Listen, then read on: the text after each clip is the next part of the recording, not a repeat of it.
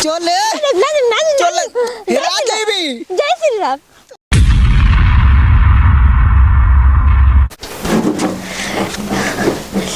जना तरारे सन सब चल गइली सन, हमारा के ना बोलेली सन का जानते रहे कि चलिए ना जाइब।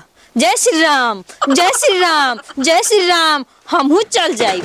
एमे ठेकुआ बनैले बानी, पूरी बनैले बानी, भुजिया बनैले बानी, कुरकी बनैले बानी, फिर अंगलाता बनैले बानी, कुल बना के बैग में भर लेले बानी। रानी सुन जाने तो से कि जइबे ना करी का जान तो से कि चल जाइब। हमहू भगवान के नाम जय श्री राम कर चल जाइब। हम युद्ध में जाइब आराम से दर्शन करम। जय श्री राम। हम तो जाइब वही जो युद्ध में उनकर दर्शन करब, उनका पैर छू के गोड़ लागम, एकदम हमर जिंदगी तर जाई एकदम। श्री राम जानकी बैठे मेरे सीने में, बैठे मेरे। जय श्री राम। कहाँ रे? कहाँ जातली? हमारा रास्ते था जा। अरे चल चल घरे। घरे बेगो ले ले बली। हम गोर निकाल लेनी घर ले एक बार तो फिर दोबारा जाइम ना। कहाँ है? जय श्री राम। जय श्री राम। जय श्री राम। ई का भइल बा तोरे? युद्ध में जाता नहीं, युद्ध में। युद्ध में कहाँ लड़ाई लगल बा? युद्ध में प्रभु श्री राम से दर्शन करे। आम से? श्री राम से। युद्ध कहाँ भइल बा? युद्धिया में जातली? युद्धिया में जाता नहीं, युद्धिया में आवत न। अकेले? ए खूब मेहरारू खूब ढेता ना ढेरी मना गइले सन गांव में। का पागल भे बर तू कैसे हम जेब चल घरे? ए ना हम जाइबे करब।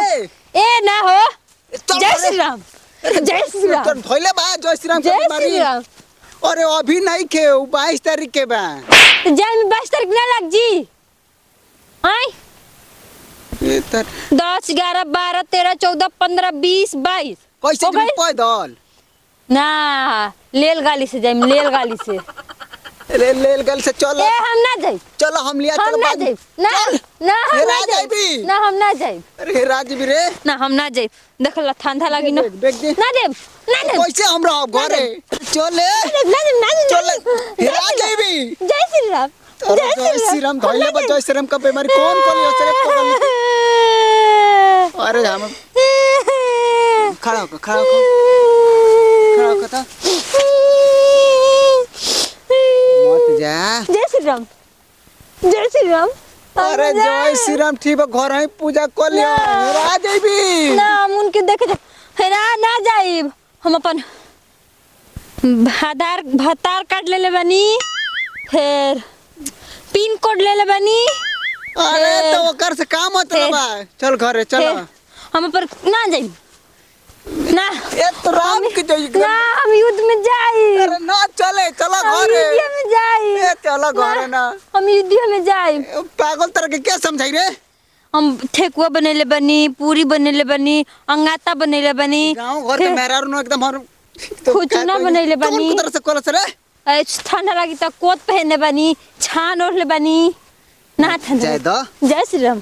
जय श्री राम। जय श्री राम। जय श्री राम। जय श्री राम।